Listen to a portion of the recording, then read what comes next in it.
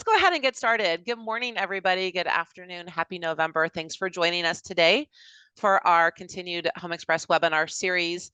Today's session is Citizenship and Residency for non-QM lending. This is going to be another exciting session, David. I know. Again, here, yeah, I know. Here's our disclaimer, and we appreciate your support. Again, David, we have a pretty full agenda as we typically do. Lots of good stuff for everybody that's attended. And you guys know from the past, if you have any questions, please feel free to put them in the chat and we will get to them at the end. As well as a reminder, everybody will be receiving a copy of this deck as well as a copy of the recording. So stay tuned for that. Again, we'd like to welcome David Greider, our SVP of Wholesale Lending, to the program today. And again, my name is Andrea Formato. I am the Sales Training Manager here at Home Express. So David, before we get going, you know I love to do the polls. Oh, yes. Okay. All right. So I'm going to share my first poll here. Let me get to it. Let me know if you can see that, Mr. Greider. I can see it. Okay. Okay, so for everybody on the call, we want to get kind of a sense of our audience today, right? We're talking about citizenship and residency and foreign nationals and what does that mean? And we're going to talk all about that, right? But let's see your experience as of right now. What was the last type of foreign national loan that you closed? Was it NPRA? Was it PRA, ITIN, or other? Or I don't know what you're talking about. I've never closed a foreign national loan before.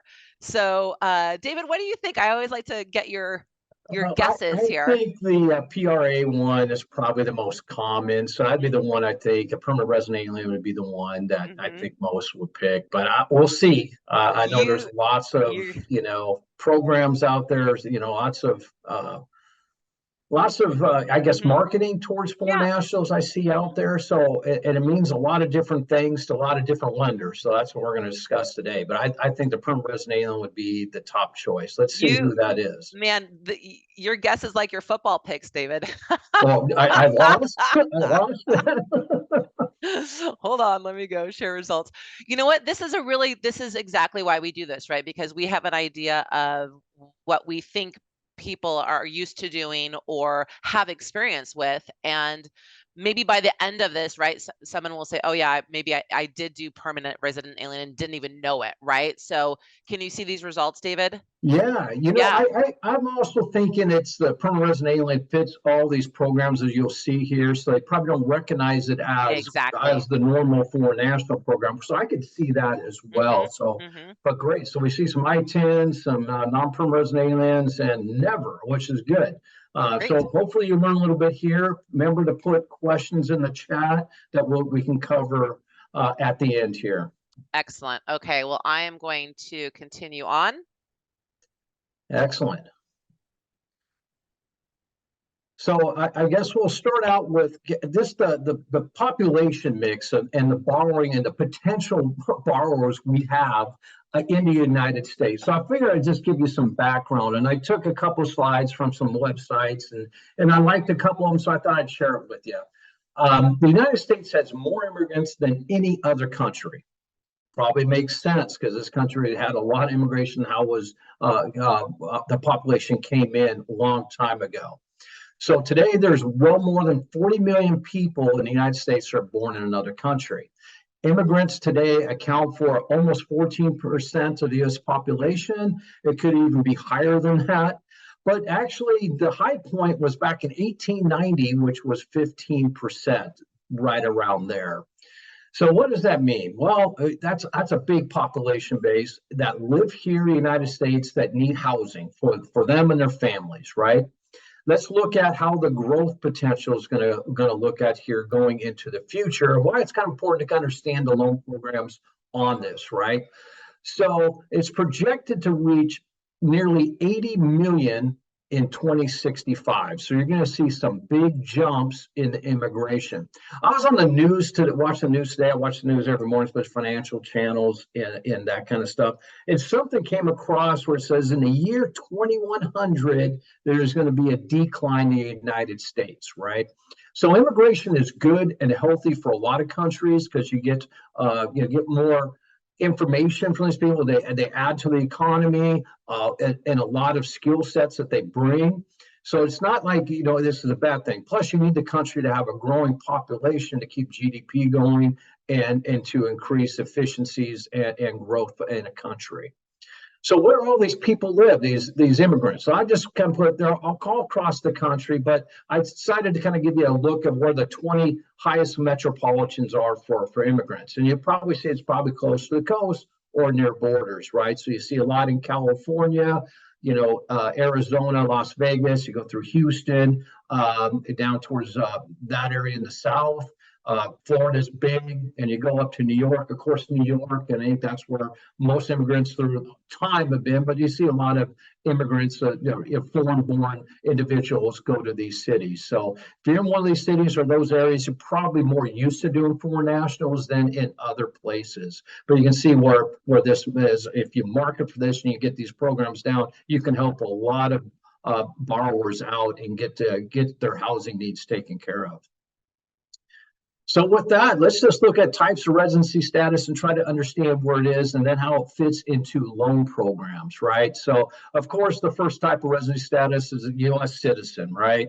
And then we go into a permanent resident. That is a foreign national person who has been granted the right to permanent residency in the United States, right? So when you look at the broadest term of foreign national, all that means is they're not a U.S. citizen. Right. But then you kind of got to break it down. So this hopefully kind of breaks it down. The next one here is a non-permanent resident alien. And there's lots of categories for that, right? I-10, DACA, you got visa programs, but they're living in the United States for a set period. Sometimes it's longer than others, but they're here in the United States.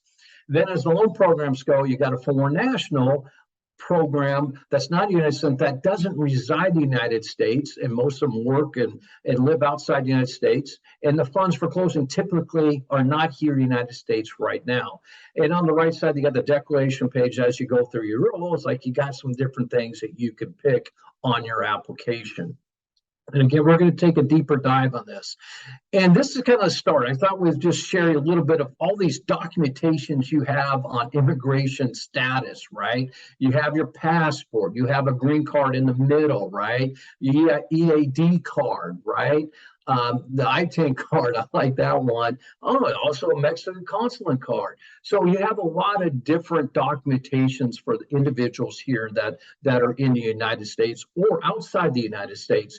And this is important to know. It's one of the first questions I usually ask if I get asked, hey, I got somebody that's a foreign national. I'll go, great, okay. Well, why do they live here? What documentation do they have for the right to live in the United States or work? What is that? And then that's really kind of tells me what loan program you go to. So let's go to the next slide and go a little bit deeper on this. Okay, so I'm going to go into kind of a little this and some of the definitions and documentation, right? Permanent resident, that's legally residing in the U.S. permanently. They're usually foreign born. They come to the United States. They go through the process to get their green card, right? And again, they have they can get every single loan program available since they can permanently reside and gone through that process. Non-permanent resident, again, permanent must have a non-permanent resident in it, right? And I always say this because this is big in certain tech areas or scientific work. Those are people living in the United States under terms of a visa, right? They legally live here, work in the United States under that term of some type of visa or employment authorization document, also called the EAD. As we go to the next section, we have I-10s, right? I-10s are a little unusual, and a lot of companies have a little different guidelines with that. Just kind of throw it out there, but these are individuals that came into the United States. And we can call them undocumented. I'm not going to make a political statement because a lot of them have been here and they have a great role in our economy. but it wasn't done through the green card process doing that. And typically what they did, and they've been here like 20, 30 years, a lot of the families have, is to able to get a job and to get credit and function here, they went out and obtained a social security number that's really not there, but they're not legally able to grab that since they're not a U.S. citizen and weren't born here, right? And so when you look at it underneath the Obama administration, what are we going to do with these individuals? Because they're here working, they play a role in communities. They decided to come up with individual taxpayer identification number. So they actually file taxes underneath ITIN number. It starts with a 9, right? And that way, the political system will work its way out how they're going to deal with it. That's going to be up to Congress.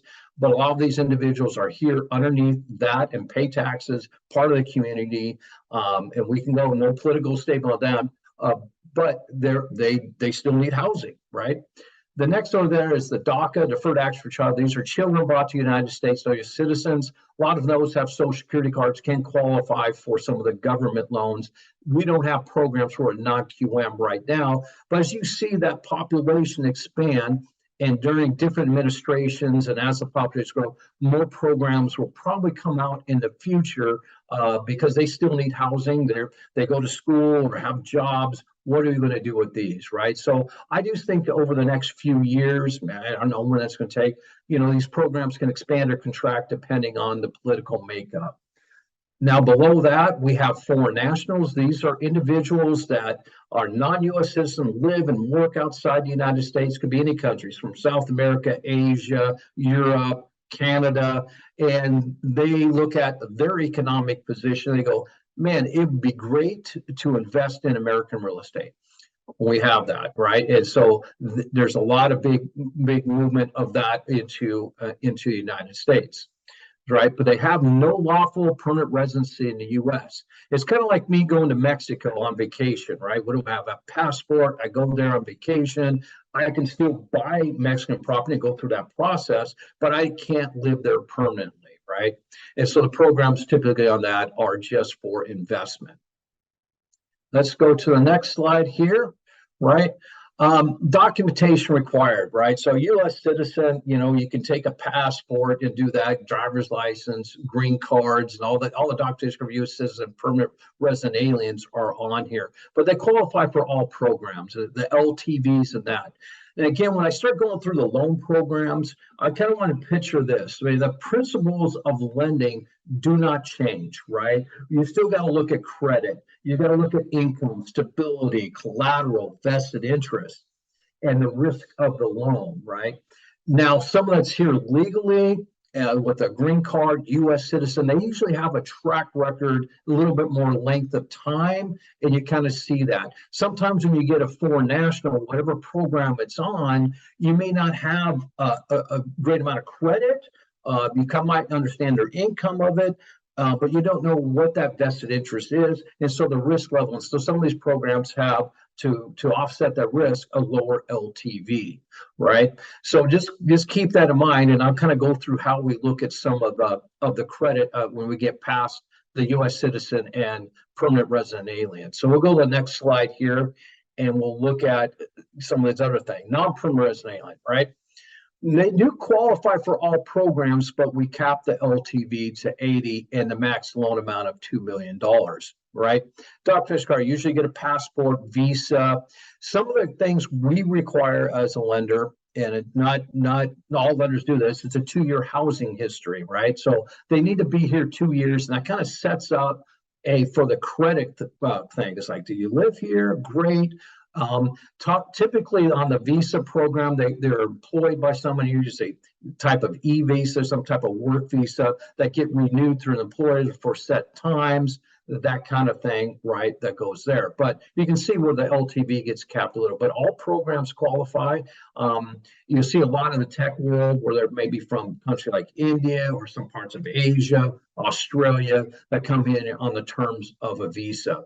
And so if they're just here brand new, it's a little difficult to underwrite those on on the principles of lending, because you're not going to see a lot of credit, job history, those type of things, that normal things you look at on qualifying a borrower for a home loan. So David, before we Yes. continue with our visas, we have another poll. Okay. Okay, let me go over here and launch this. All right, so poll question number 2, true or false? Your borrower must have a valid, non-expired visa to be eligible for a loan. This Wow. is this is Is gonna it a be a good trick one, David. question, or I don't We'll know. we'll see. We'll see if it's a trick question. Must have a valid non-expired visa. So I this think most is people will put true. mhm, That's what I guess. I just a mhm, guess. mhm. That is a very good guess, and that looks like it's exactly what's happening. So we're going to talk a little bit more about that and why this may or may not be a trick question. So I'll just give it a couple more seconds.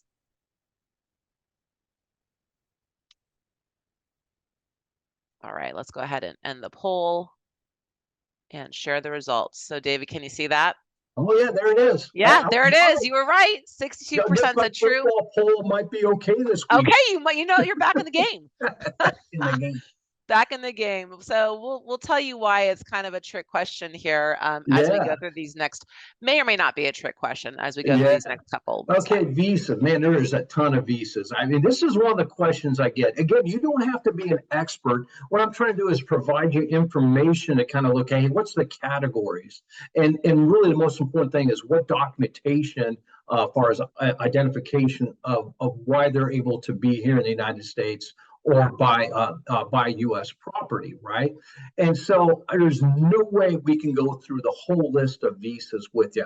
Even though we got a little kind of a cheat sheet, kind of a documentation where, hey, these are the most common visas that get approved, but we are required to determine if the borrower is legally permitted to be in the U.S. This is true for both non-QM and agency, right? But you can see where all these visa types are at. And maybe next week they come up with a different one, right? So I have no idea. But just connect with one of our highly trained account executives of what citizenship you have and what that document is type, and we'll help you navigate what the program we could put that potential borrower on, what the down payment be, and the terms of that loan.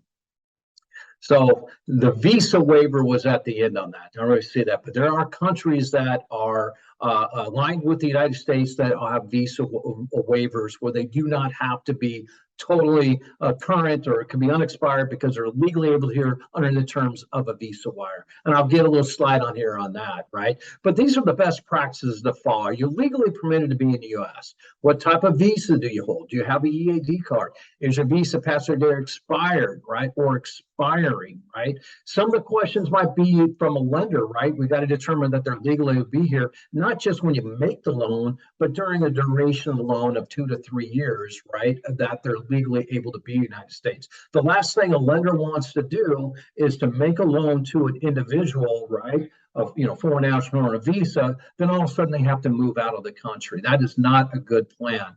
But we do know they're here. They they do a lot for our economy and provide services that are needed and help our GDP out. But at the same token, we got to make sure we have some protection on the risk of the lending, that it will be a good enough term and the term is reasonable for the risk of the loan. But So knowing David, that will help you. What's that? sorry, this is why we kind of said, oh, is it a trick question? And you were just kind of Okay. alluding to it just a couple minutes ago. Yeah, okay, you're right. Yeah, the visa waiver. These are all countries that are listed on the visa waiver program. I was surprised on this Canada didn't show up. Why isn't Canada on this? Maybe it's a long list or that. But anyway, you can look this up. But we have good account executives and just kind of show you that, hey, we can get through your loan, and we have the expertise to help you navigate through this, right? But it's great. So it's not required to have a valid visa in some of these countries and be here underneath the visa waiver program. All right, let's go into the ITINs. Okay, ITINs, we do have some consumer purpose and business purpose transaction, but we do limit the LTV on these. So it's a max 80, right? And we always kind of go, it's a -5 on reduction to the qualified LTV, right? And that's on the consumer consumer loan, right, where they're going to be living in a house, but they also can have investment properties. What the documentation required? I-10 issue letter, that is your I-10 assignment letter. Now, the trick with I-10s, I got a little document with this, is that it gets challenging is because we talked a little bit about the credits. A lot of these have been here 20, 30 years, and for them to survive with their families, they had to be creative, go somewhere, find a way to get documentation. And they usually got some type of social security number that's not theirs, right? To start, into workforce or credit. But on lending, we got to make sure that we know who the borrower is, right? That's why you get the I-10 assignment letter. You'd like to see the credit with 2 scores underneath the I-10 number, and then I-10s always start with a 9. 2-year housing required. We can use that as a trade. We typically, with us, it's just self-employed only. And the reason for that is if you're W-2'd or in just on a payroll, that type of position, and you were hired and you brought over a documentation on a social security number that's not yours, right? They may not have the right to work. So if they lost that job and had to go reapply, everybody kind of knows that you've got to fill out this I-9 form. And most companies that have significant, I don't know, it's 50 employees, I don't know the exact number, you have to make sure that they have the right to work in the United States. And that's a risk you take doing I-10s as a lender. So we kind of went to self-employed only. And also with the DSCR and for the business purpose, we're going to make sure the DSCR is closed in an LLC with domestic agent of service. And again, we can do these loans to great borrowers, a little bit of LTV protection. And the documentation is really the difficulty on some of these and getting done, because I look at them all the time. And it's like all the credits underneath someone else's social security number. They could be paying on it, doing all the right things on that, but the fact of the matter is you can't really discern that as a lender. So we require 2 scores underneath the I-10. So the income, credit, all matched to the I-10 assignment letter. And you also must have a U.S. government ID, which can be challenging in certain states, right? So I'll give you an example. In California, it's a little bit more, they're more flexible on the documentation. You need to get a driver's license or California state ID. They might check your residency, which might be utility bills, phone bills, and that, a couple of documents to say, hey, I live here, here's my name, here's that. Okay, and then you can get it. You go to other states that may be a little bit more stringent on the documentation where they, hey, I need a birth certificate, I need a social security card to get a government ID. But it needs to be a U.S. Government ID that matches the I-10. And that's kind of the risk and the underwriting of that loan. That's why some states are more difficult, because your borrower may not have that. They might have some type of consulate ID that's issued by a foreign country and using that one, where we require a U.S. government ID. Just kind of some things to look about on that. Let's go to the next type of I-10 scenario. And these are the ones that were closed here, right?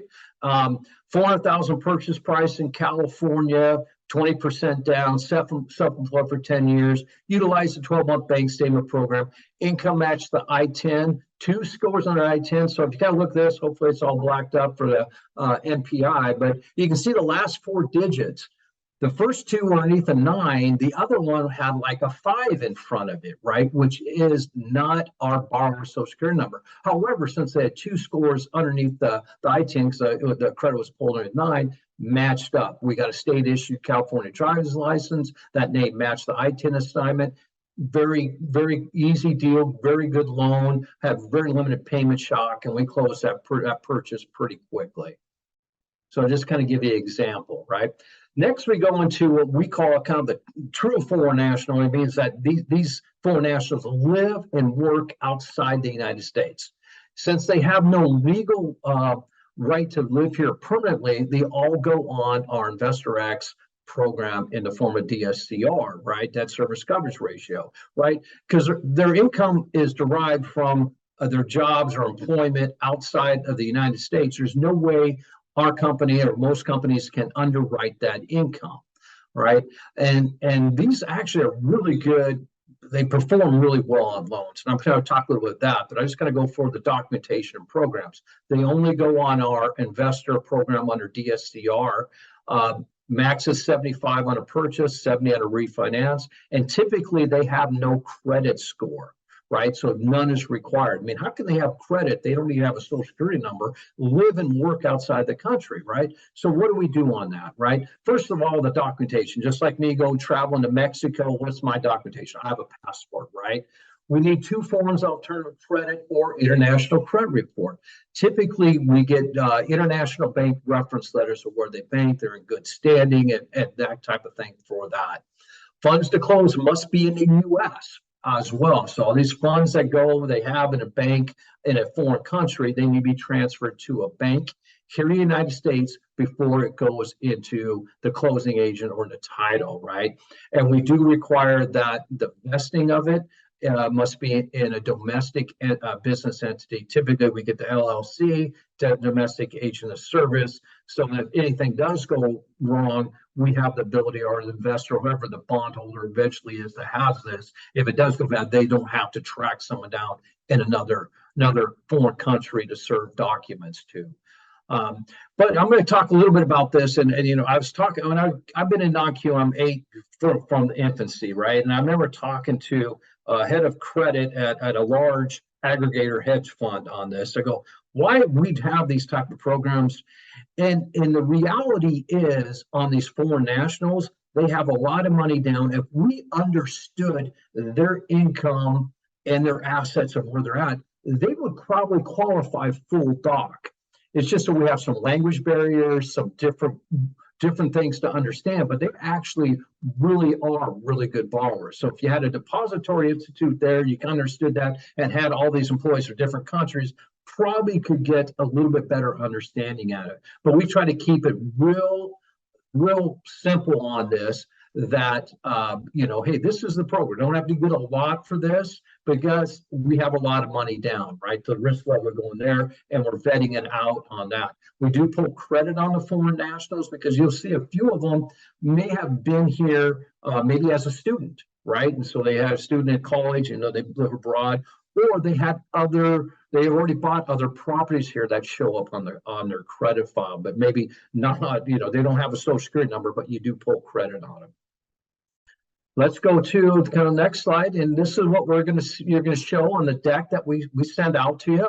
Kind of just a citizen job aid to kind of the description, the programs they're doing, and the documentation, right? And the big thing is you don't have to be an expert. Hopefully, this kind of breaks it down for you in the foreign national category, where you can take loan, what questions to ask. And I start out with that big page with all this pictures of documentation. That's where we are. Just kind of ask the question, what do they have as far as documentation on being here in the United States? Then it kind of goes into what program fits, right? So with that, I think hopefully we got some good questions here. And this We will run a little did. bit longer than most. We No, try to that's keep it to great. 15, 20 minutes, but coming on 30. Excellent, David. We do have some questions in here, so we'll take a couple of these here.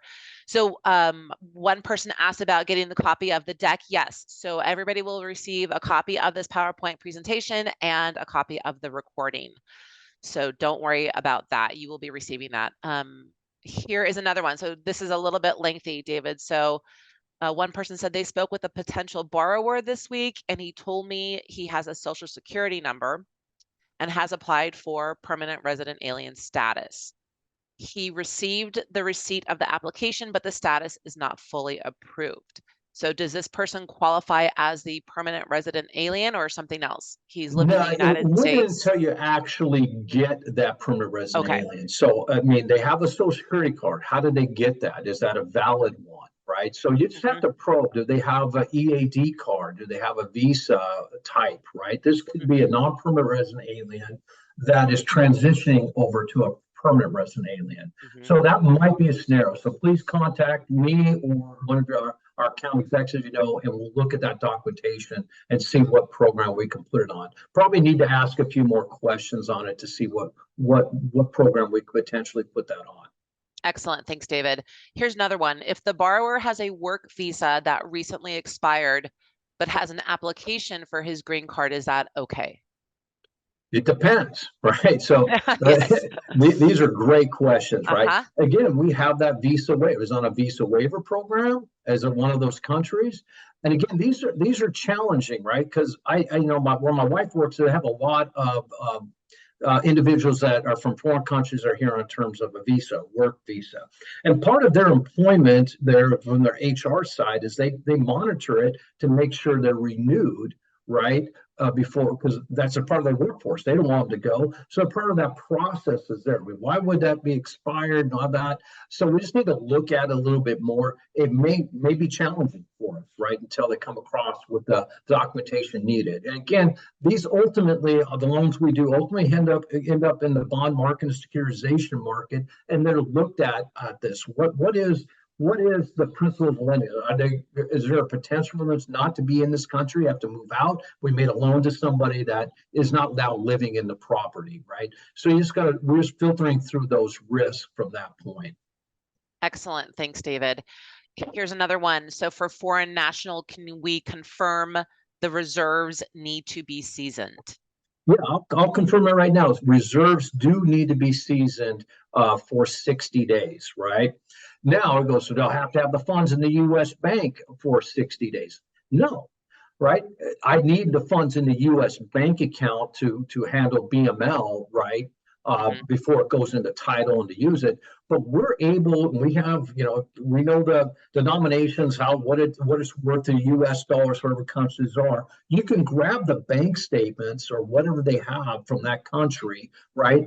And you have the season reserves before they transfer the money into a U.S. bank account. I just want to make sure, do not have a foreign national wire money directly into title, right? You want to make sure it goes through a U.S. bank account, going through the proper systems of checks and balances to make sure BML is completed on it, right? So that's some of the risk of foreign nationals, right? The money laundering and that kind of stuff, right? That's why you put it on there. Go through the U.S. bank account, but just grab what they have in that country, and that would be the source and seasoning of it. Then it gets transferred to U.S. bank account before you close. Excellent. Thanks, David. We have another one that's kind of a two-parter.